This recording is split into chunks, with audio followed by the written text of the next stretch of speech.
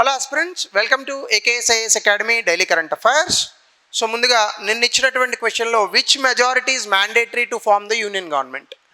Absolute majority ఉండాలి. మొత్తం ఉన్నటువంటి సీట్లలో by 2+1, అదే మ్యాజిక్ ఫిగర్ అని అంటాం కదా. So that is what it should be అనమాట. ఇక ఈరోజు టాపిక్లోకి వెళ్ళే ముందు before we go to the session, if you're looking for UPSC admissions, అట్లాగనే group 1 and group 2 both AP and Telangana, so దయచేసి కింద నెంబర్కి కాల్ చేయండి. They will give you all the details. ఇక మనం ఎవ్రీ వీక్ చేస్తూ ఉంటాం ఇదే ఎక్సర్సైజ్. ఒక 4 ఇంపార్టెంట్ టాపిక్స్ని తీసుకుంటాం. అలాగే ఈరోజు టాపిక్ 1 ట్రైబ్ ఏరియాస్కి సంబంధించి చెంచు ట్రైబ్. సో ప్రైమర్లీగా ఇంతకుముందు ఈ చెంచు ట్రైబ్కి టైగర్ కన్జర్వేషన్లో వీళ్ళకి ఒక అవార్డు కూడా వచ్చింది. నల్లమల అడవుల్లో ఎక్కువగా ఈ చెంచూస్ ఉంటారు. నాకు కూడా పోస్ట్ గ్రాడ్యుయేషన్ చేసేటప్పుడు చెంచయ్య అనే ఫ్రెండ్ ఉన్నాడు. హీ బిలాంగ్స్ టు చెంచు, అతని పేరు కూడా అదే. సో ఈరోజు గుర్తొచ్చాడు. సో ప్రైమర్లీగా నల్లమల ఫారెస్ట్ ఆంధ్రప్రదేశ్ ఈ ఏరియాలో ఎక్కువగా వీళ్ళు ఉంటారు.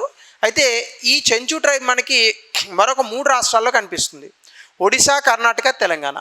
సో వీళ్ళని పర్టికులర్లీ వల్నరబుల్ ట్రైబుల్గా మనం గుర్తిస్తూ ఉంటాం. అలాగే ప్రోటో ఆస్ట్రోలాయిడ్ గ్రూప్కి చెందినటువంటి వ్యవస్థ వీళ్ళది, అంటే they belongs to that group.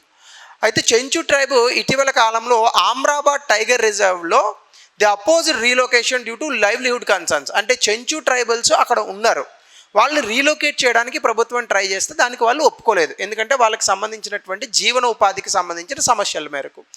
అయితే వీళ్ళు తెలుగులోనే ఒక రకమైనటువంటి ద్రవిడియన్ లాంగ్వేజ్ని మాట్లాడతారు. అది తెలుగులాగే ఉంటుంది, కానీ తెలుగుకు భిన్నంగా ఉంటుంది. దానికి లిపి లేదు, కేవలం వాగ్రూపంలో మాత్రమే ఉంటుంది. సో అలాగనే సొసైటీ కనుక చూస్తే విలేజ్ ఈజ్ కాల్డ్ పెంటా అనేటటువంటి విలేజ్లో ఉన్నారు. వాళ్ళని ఆ విలేజ్ని వీళ్ళు ఇలా పిలుస్తారు, పెంటా అని పిలుస్తారు. సో ఇది కొన్ని గుడిసెలు వీటిలతో ఉంటుంది. రకరకాల కుటుంబాలు, కుటుంబ సభ్యులు అనేటటువంటిది అక్కడ బ్రతుకుతూ ఉంటారు. సో కంజుగల్ ఫ్యామిలీస్ అనేవి ప్రీడామినెంట్గా ఉంటాయి. ఉమెన్ మెన్తో ఈక్వల్ స్టేటస్ ఉంటుంది. మెచ్యూరిటీ ఏజ్ వచ్చినప్పుడు మాత్రమే మ్యారేజ్ అనేటటువంటి చేస్తారు. ఇక్కడ బేసికల్గా విలేజ్ ఎల్డర్, ఒక పెద్ద మనిషి ఉంటాడు. ఈయన సోషల్ హార్మోనీ, అంటే సమాజంలో ఏ గొడవలు రాకుండా సోషల్ హార్మోనీని క్రియేట్ చేస్తూ ఉంటారు. అది సాధారణంగా ఈ చెంచూస్కి సంబంధించిన సొసైటీ. వీళ్ళ లైవ్లీహుడ్ ఏంటంటే బేసికల్గా ఫారెస్ట్ బేస్డ్ లైవ్లీహుడ్ ఉంటుంది. అంటే అటవీ ప్రాంతం మీద ఎక్కువగా వీళ్ళు జీవిస్తూ ఉంటారు. సో అక్కడ ఉన్నటువంటి పదార్థాలను సేకరించడం, దాని మీద వీళ్ళ తాలూకా జీవితం నడుస్తూ ఉంటుంది. ముఖ్యంగా ఫారెస్ట్ ప్రొడ్యూస్నే సర్వైవల్కి వాడతారు. అలాగనే roots, fruits, tubers, beedi leaves, mahua flowers కొన్ని అమ్ముతారు. కొన్ని వీళ్ళు సేకరించుకొని వాటిని బేసెస్గా చేసుకొని బ్రతుకుతూ ఉంటారు. అలాగనే హనీ, గమ్ ఇట్లాంటివి కూడా చాలా ఫ్రెష్ ఐటమ్స్ మనం వీళ్ళ దగ్గర నుంచి తీసుకోవచ్చు. నేను ఆ మధ్యకాలంలో నల్లమల ఫారెస్ట్ అట్ సైడ్ వెళ్ళినప్పుడు హనీ తెచ్చుకున్నాను. చాలా అద్భుతంగా ఉన్నది. ఆ ఏరియాస్లో ఉన్నటువంటి ప్యూర్ హనీ అనమాట అది. సో అది మనం బయట ఎక్కడ దొరకదు అనమాట, అంత అద్భుతమైన ప్రోడక్ట్స్ దొరుకుతాయి.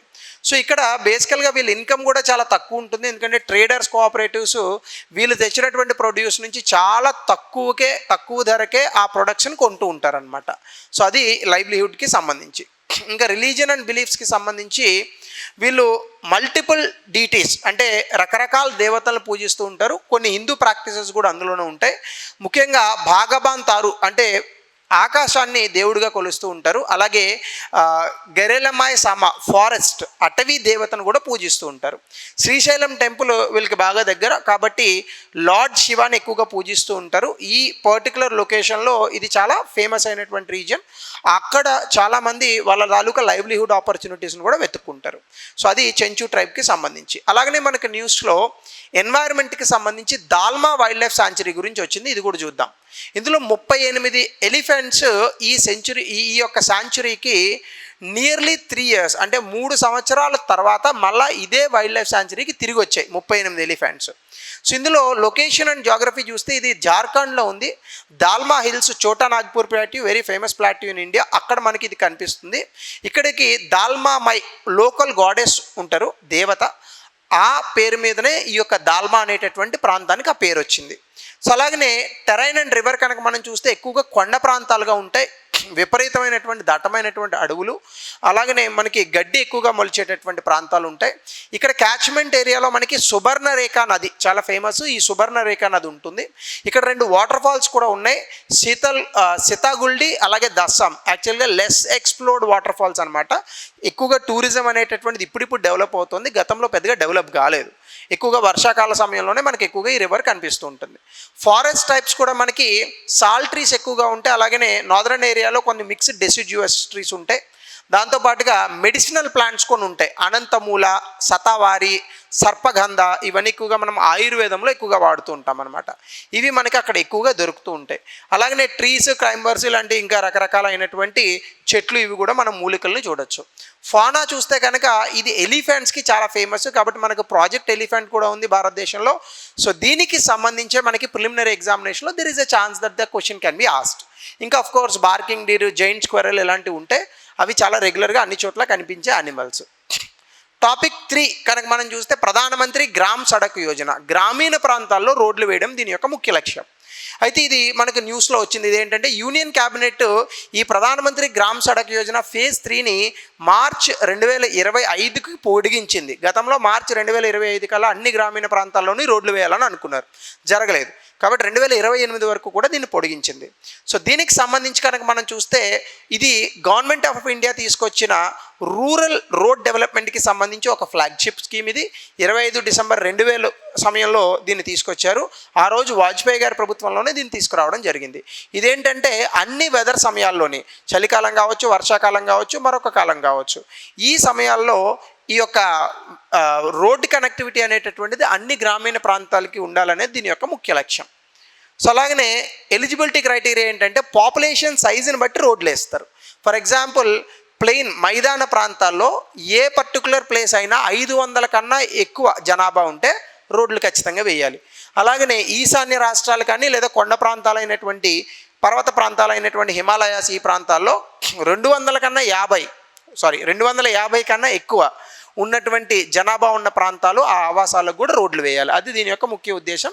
అయితే ఇది పూర్తి స్థాయిలో మనము రోడ్లు వేయలేదు, ఇదే మనం గమనించాల్సిన అంశం.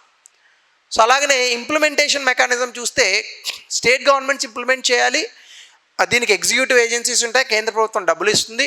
డిస్ట్రిక్ట్ లెవెల్లో ఇంప్లిమెంటేషన్ యూనిట్స్ అని ఉంటాయి, ప్రోగ్రామ్ ఇంప్లిమెంటేషన్ యూనిట్స్, వీళ్ళకి టెక్నికల్ పర్సనల్ ఉంటారు. అలాగనే డిస్ట్రిక్ట్ రూరల్ డెవలప్మెంట్ ఏజెన్సీస్తో కనెక్షన్ ఉంటుంది. ఫండ్స్ ఈ డిఆర్డిఎస్కి రిలీజ్ చేస్తారు. Ministry of road development nodal మినిస్ట్రీగా దీన్ని మొత్తం మానిటర్ చేస్తూ ఉంటుంది.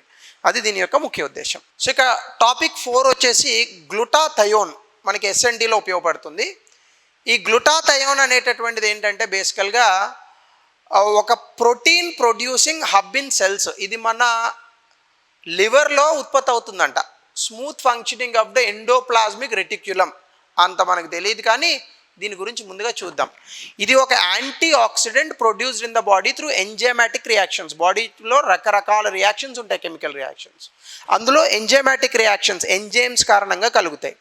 దాని ద్వారా వచ్చే ఒక anti oxidant. Anti oxidant is very important మనకి రోగనిరోధక శక్తి వీటికి సంబంధించి. చూడండి, గ్రీన్ టీ తాగితే యాంటీ ఆక్సిడెంట్స్ ఉంటాయి. సో ఇందులో బేసికల్గా ఏంటంటే ఇది ఒక ట్రైపెప్టైడ్ 3 ఎమినో యాసిడ్స్తో వస్తుంది. అది ఎక్కడ వస్తుంది? Glutamate, cysteine, glycine. ఈ 3 ఎమినో యాసిడ్స్ కారణంగా మనకి ఈ యొక్క గ్లూటాథయోన్ అనేటటువంటి ఒక కెమికల్ యాంటీ ఆక్సిడెంట్ ప్రొడ్యూస్ అవుతుంది. ఇది జనరల్గా లివర్లో ప్రొడ్యూస్ అవుతుంది. ఇందులో నాన్ ఎసెన్షియల్ ఎమినో యాసిడ్స్ ఉంటాయి, అదేంటంటే బాడీ సింథసైజ్ చేసుకుంటుంది. So amino acids are very important కదా, ప్రోటీన్కి బిల్డింగ్ బ్లాక్స్గా పనిచేస్తాయి. ఇది సోర్సెస్ ఏంటి? బేసికల్గా మనకి ఇన్హోల్డ్ ఓరల్ సప్లిమెంట్స్ వీటిగా కూడా తీసుకోవచ్చు కావాలి అని అనుకుంటే దీన్ని. అయితే ఇన్ జనరల్గా మనకి ఎక్కడ కనిపిస్తుంది అంటే క్యాబేజ్, బ్రస్సెల్స్ స్ప్రౌట్స్ ఉంటాయి, అది గార్లిక్ తెలుసు కదా, అల్లం, గార్లిక్ పేస్ట్, ఆనియన్స్, బ్రొకోలీ తెలుసు కదా, అది యాక్చువల్గా బ్రొకోలీ న్యాచురల్గా దొరకదు, దాన్ని తయారు చేస్తారు. బ్రొకోలీ, కాలీఫ్లవర్, తెలుగులో కూడా కాలీఫ్లవరే. సో వీటిల్ని మనం వాడుతూ ఉంటాం. సో అయితే ఇక్కడ మనకి వీటిలో మనకి అది దొరుకుతూ ఉంటుంది. ఇవన్నీ కూడా మనం సాధారణంగా ఎవ్రీడే లైఫ్లో తీసుకునేవే. అంటే మనకి గార్లిక్ పేస్ట్ ఇవన్నీ మనం చికెన్స్లో వీటిల్లో అది వాడుతూ ఉంటాం, రకరకాలుగా చేస్తుంటారు పచ్చళ్ళ రూపంలో అట్లా. సో ఇందులో మనకి ఇన్ జనరల్గా కనిపిస్తూ ఉంటుంది.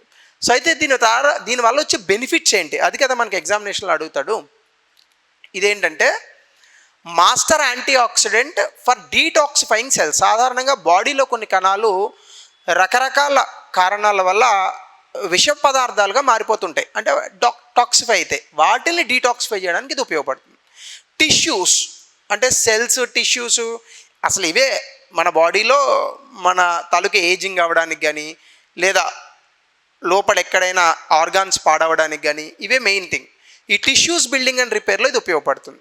అలాగే కొన్ని కెమికల్స్ అండ్ ప్రోటీన్స్, బాడీకి మజిల్ కావాలంటే ప్రోటీన్ బిల్డ్ అవ్వాలి, ప్రోటీన్స్ బాడీలో రావడానికి కూడా ఇది హెల్ప్ అవుతుంది. ఇమ్యూన్ సిస్టమ్ ముఖ్యంగా రోగనిరోధక శక్తిని పెంచడానికి, అలాగనే కొన్ని జెనెటిక్ కండిషన్స్ని కూడా దూరం చేయడానికి ఇది ఉపయోగపడుతుందట. సో ఇదేంటంటే బేసికల్గా పూర్ న్యూట్రిషన్ సరిగ్గా తినకపోతే, అంటే ఇందాక చెప్పినట్టుగా ఆ వెల్లుల్లి అట్లాంటివి కనుక తినకపోతే న్యూట్రిషన్, ఎన్వైరన్మెంటల్ టాక్సిన్స్, స్ట్రెస్ కారణంగా ఇది సరిగ్గా ప్రొడ్యూస్ అవ్వదు.